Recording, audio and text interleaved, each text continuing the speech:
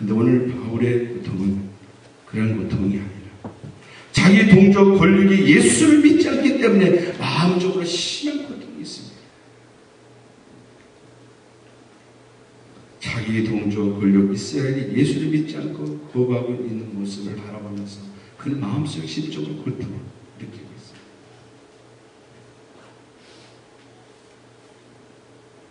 이것은 예수를 알면 알수록 보이는 것이 바로 영혼의 문제라고 저는 믿습니다.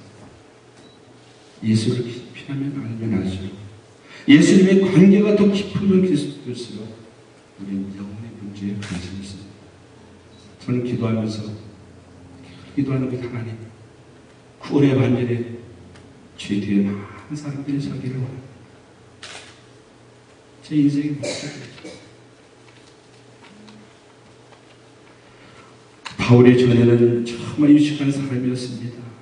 근데 그는 너무나도 그 예수 때문에 무식한 사람을 변해서 사도행전 26장에 가면 그가 아그리파 왕 앞에서 담대히 예수 그리스도를 증거하는 모습입니다. 포승에 묶인 채 사형 언도를 받을 수밖에 없는 그런 상황 속에서 어떻게 될지 모르는 그런 상황 속에서 아그리파 왕이 나는 당신이 예수를 믿는지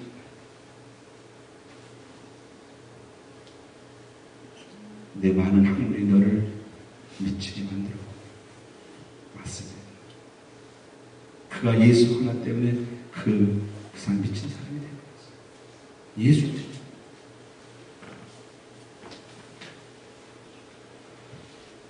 제가 몇 개월 전에 들었는데 중국 곤봉이라는 지역에서요. 마 목사님이라는 분이 나환자 선교를 하고 있어요. 그분이 거기 나환자 선교하러 간 사람이 아니에요. 우연히 중국 선교 여행을 가다가 어느 지역에 곤봉이라는 지역에 나환자들이 고생하고 있다는 그 소리를 듣고 하나님께서 감동을 주셨어요. 그 곤봉이라는 지역에 들어갔어요. 그런데 아무도 그를 환영해 주는 사람이 없었어요.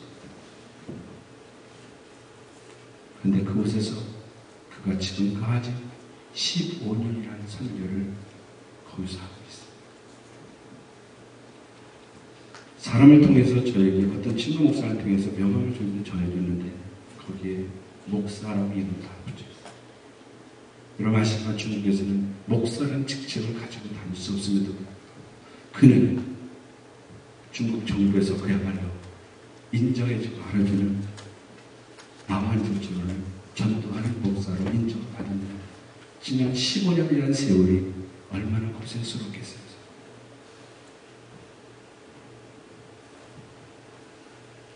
그렇게 복음의 열정을 가질 수 있었던 그 이유가 사람이 그를 그렇게 만들었다는 것입니다. 한 사람 더 예를 들죠. 지금은 거의 소식이 없지만 10년 전만 해도 가끔 나한테 소식을 보냈던 서울도 남의 환자 전에서 목회하시는 김 목사님. 저는 그 마지막 편지를 저는 지금 읽지 못하고 제가 다 기억합니다. 그의 마지막 편지가 이 목사, 나도 이곳을 떠나고 싶네.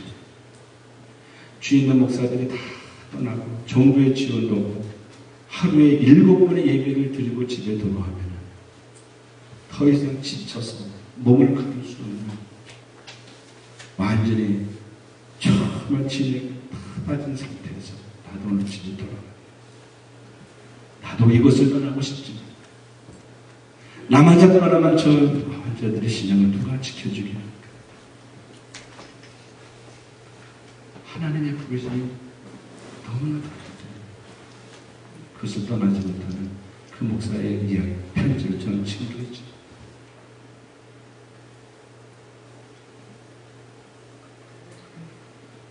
구약에 보면은 출애굽기 32장 31절부터 32절에 바울과 같은 심적 고통이 있는 사람이 있었습니다. 모세. 애굽에 있던 이스라엘 백성들은 이제 애굽을 탈출해서 이렇게 가나안 여정 속에서 살만하니까 또 하나님을 배반하고 우상 숭배를 했을 때 모세가 얼마나 답답했겠습니까? 그 백성들을 가슴에 끌어안고 하나님 앞에 나가서 기도한 제목이 이렇습니다. 여호와여 슬프도소이다. 이 백성이 자기를 위하여 금신을 만들었사오니 큰 죄를 범하였나이다. 그러나 합의하시면 그들의 죄를 사하여 주옵소서. 그렇지 않으면 기록한 책에서 내 이름을 제거하여 주시옵소서.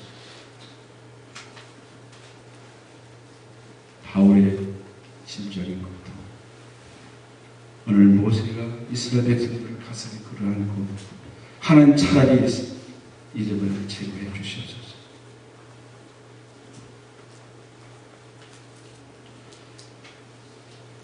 여러분, 그러한 모세 같은 기도를 한 번쯤 할 수 있기를 바랍니다. 이건 놓치면은요, 교회 안에서 자꾸 정치하려고 합니다. 그래서 각 교회에서 가장 힘든 달이 어느 달이냐면, 목사님, 11월, 12월이면 굉장히 힘들어요. 왜 그렇습니까?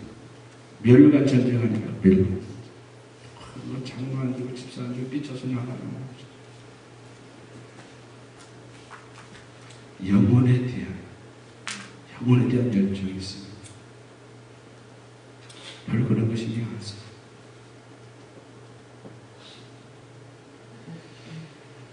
마태복음 23장 37절에 이런 말씀이 있습니다. 예수님의 마음을 보세요. 예루살렘아 선자들을 죽이고 내게 파송된 자들을 둘러치며 암탉이 그 새끼를 날게 하는 보험같이 내가 내 자녀를 모려 한 일이 몇 번이냐. 정말 추모하는 영혼 때문에 한번 눈물을 흘려봤습니다. 가슴을 치면서 여러분 눈물을 흘리면서 기도해봤습니다. 아니 내 이웃은 몰라도 내 친척, 내 권류, 아니 우리 정말 형제 자매, 우리 브라들 시스터, 그 영혼들이 지금 지옥을 향해서 가고 있는데 그 영혼들 위해서 정말 간절히 기도해 본 적이 있습니다. 우리 장인이 그런 이야기 한번 할게요. 우리 장인이 좀 예수 믿고 총대를 하셨습니다. 우리 집사람이 예수 믿는다고 얼마나 핍박을 했는지. 성경을 얼마나 많이 보셨으면 그냥 제가 가면은 이사바닥에 앉아보게 예수 믿는 사람이 어떻게 이런 일을 할 수 있는가. 이상한 신문만 오려가지고. 근데 그분이 그 건장하신 분 위암으로 며칠 안 남겨놓고 예수를 영접하는 그 과정이 얼마나 많았죠. 물론 교회에서 그 영혼에서 수없이 금식기도 됐어요. 마지막 그 죽음의 순간 가족들을 다 불렀다. 여러분 185파운드 가는 그 정말 건강하신 분이 마지막 돌아가실 때는 100파운드가 안 됐어요. 그러면 누워서 거의 시간만 기다리는 분이 마지막 예배를 드리는데 또 앉으셔서 하시는 거예요. 예수님의 피가 사실 절절 흐른다. 그러면서 예수 잘 믿으라고 11조 생활하고 다 가족들에게 유언하시고 그리고 새벽 아침에 우리 집사람하고 손잡고 인정했어요. 할렐루야.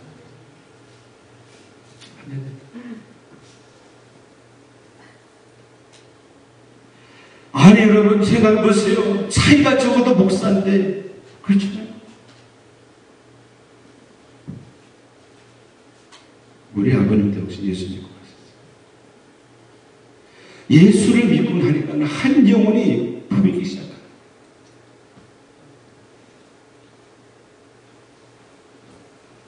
여러분은 언제 한번 눈물 흘려봤어요? 오늘 9장 3절 나의 형제 곧 권력이 친척을 내 자신이 저주를 받아서 그리스도께서 끊어질지라도 원하는 바입니다.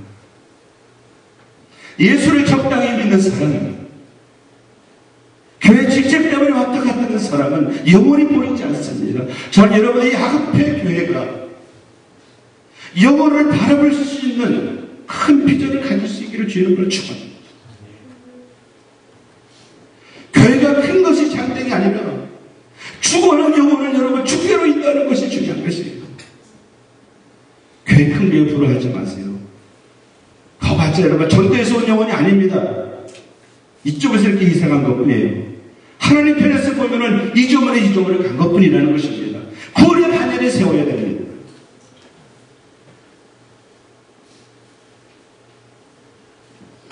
이 지역에 35년 동안 살면서 정말 한 영혼에 대한 갈급함이 없어요.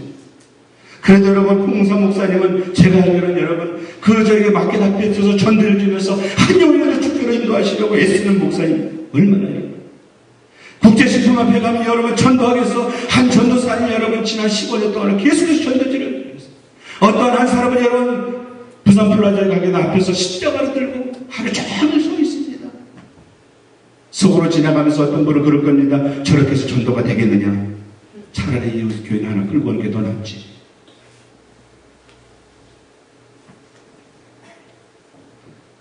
오늘 이 오후에 여러분에게 도전합니다. 여러분 뒤에 구원의 반열에 그것이 흑인이든 백인이든 상관없는 구원의 반열에 세우는 여러분이 될 수 있기를 주님으로 축복합니다. 우리의 삶의 목적이 분명해야 합니다. 저는 지난 한 달 동안 장례식을 예불 목사님 결혼식 안동교회에 5번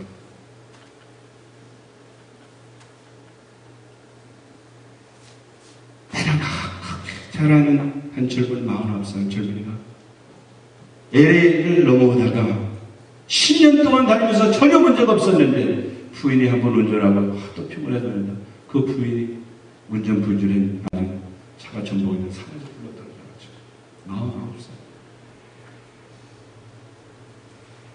이스트의 친인들에게 교회 언제 우리가 어떻게 무슨 일을 당하지?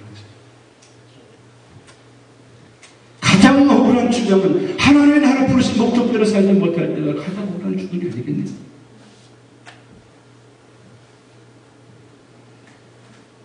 우리는 평생에 살면서 2가지를 꼭 경험을 해야 합니다. 첫째 뭐야? 구원의 확신.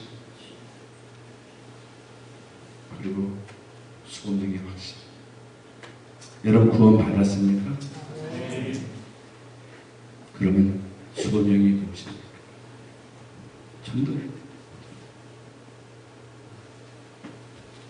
신구약 전체를 통해서 한 구절로 핵심을 저에게 말하라면 저는 마태복음 9장 30절 예수님께서 하신 일이 무엇입니까? 회당에서 가르치시고 전파하시고 약한 자를 일으키시고 교회가 하는 일이 바로 그거예요. 가르치고 전파하고 약한 자를 일으키게 하는 것이 바로 교회예요. 그러기 모임에서 남성교 여성교도 존재합니다. 왜 우리가 주일날 모입니까? 우리가 너무나 힘드니까 서로 힘을 얻기 위해서 모여서 은혜 받고 나와서는 계속 전파하고 가르치고 약한 자를 일으키는 일에 우리 최선을 다해요.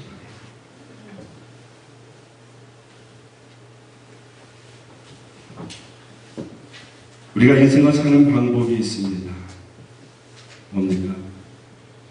상품과 같은 인생이 있고 작품과 같은 인생이 있습니다. 저는 이 말씀을 어디 가든지 꼭 합니다. 저는 기도하면서 얻은 거기 때문에. 상품은 무엇입니까? 한때 열심히 믿다가 그냥 사라져버려요. 홍홍사 목사도 저하고 똑같은 전화가 왔더라고요. 이거 살 때 좋았죠? 저도 참 좋았어요. 야, 오래간만에 터치폰 뭐야 됐다. 참 좋았어요. 근데 이게 지금은 전화가 이게 우리 아들 어저께 300불 주고 사온 거 보니까 이건 전화기가 아니야. 300불 주고 사왔어요. 근데 그 300불짜리 전화 앞으로 2년만 계약했다는데 2년 지나면 어떻습니까? 또 다른 것이죠. 결국 이건 쓰레기통을 갔어요.